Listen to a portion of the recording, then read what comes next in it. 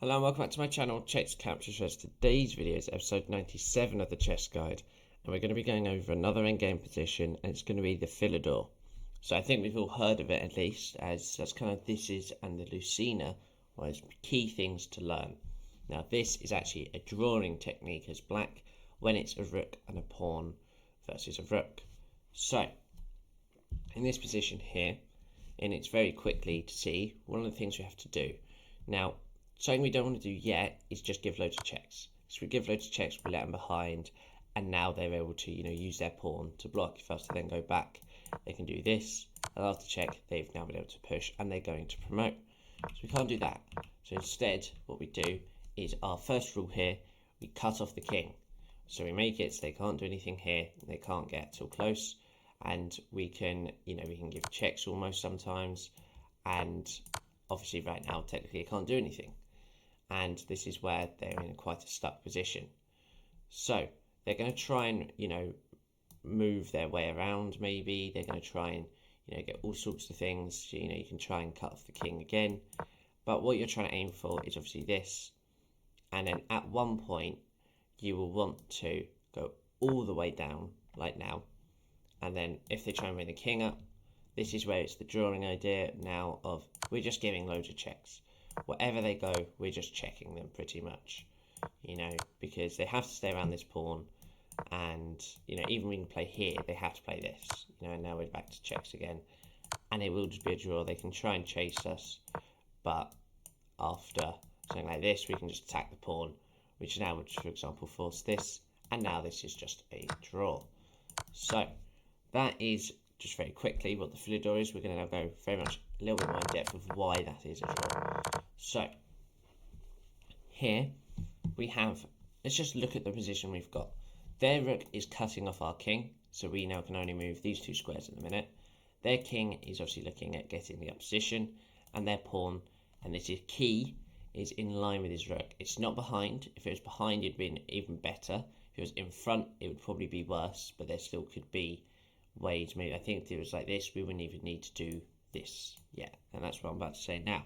So the whole point of this is to make it so they can't get the king behind this pawn, really.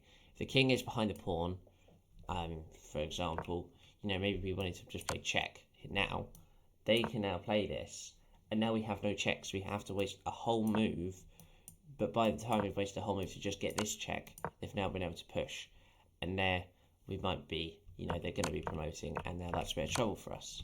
So here, cutting off the king is much more the viable option here, just due to the king not being able to go anywhere here, and now it's in a bit of a stuck position because it wants to try and attack you. For example, you can just move a king in front here, and by the time it gets here, you can do stuff like this, and when they can't actually attack your rook, so they're going to try and just get behind this, and by the time they do, you can go all the way down, and they can't do this because you still have the check, and if they go here, we can do anything like this, and even after they try and do this and there's no checks, we just move the king out of the way, and there is no threat, as they have to now get this king out of here, and by the time that happens, obviously you can't do that because you lose the rook, but after something like this, there's just multiple checks. So the key thing out of the whole thing, and we're going to do this in like a two-step way.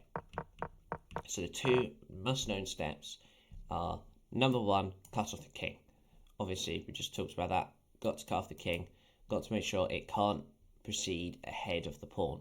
Kings always, when there's a king and pawn, has to be ahead of it. By the time it's on the 6th rank, this is on the 5th rank. So obviously, this king realistically should be one of these three squares here. So, and then, after you've cut off the king, I'd say there's maybe 3 steps. Watch out for any sort of, confusing tactic ideas, maybe that, like, do I maybe need to attack now? Do I maybe need to attack later? Do I need to give checks? Obviously, it's all of that. You actually could probably give checks as well. So it goes here, it won't be able to, and we could just do this. And by the time we've done all of that, this check wouldn't work, for example, because now they're able to get behind, for example, here, and now that's where we struggle. So stuff like this, you just play away moves and that, because if he goes one ahead, we just go down to the bottom here, we just play this, we now do our third step, and that is perpetual checks, or as many checks you can on the back rank here, on the first rank, should we say. So just literally as many checks as possible. They're going to try and attack you, but you can't really do it without this pawn protected, because this is the only thing protecting this pawn.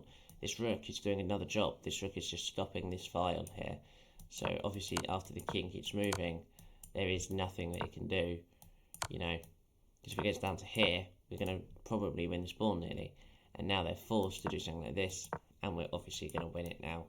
And that would be obviously very good for black, because he has just taken that 1 point material into a draw.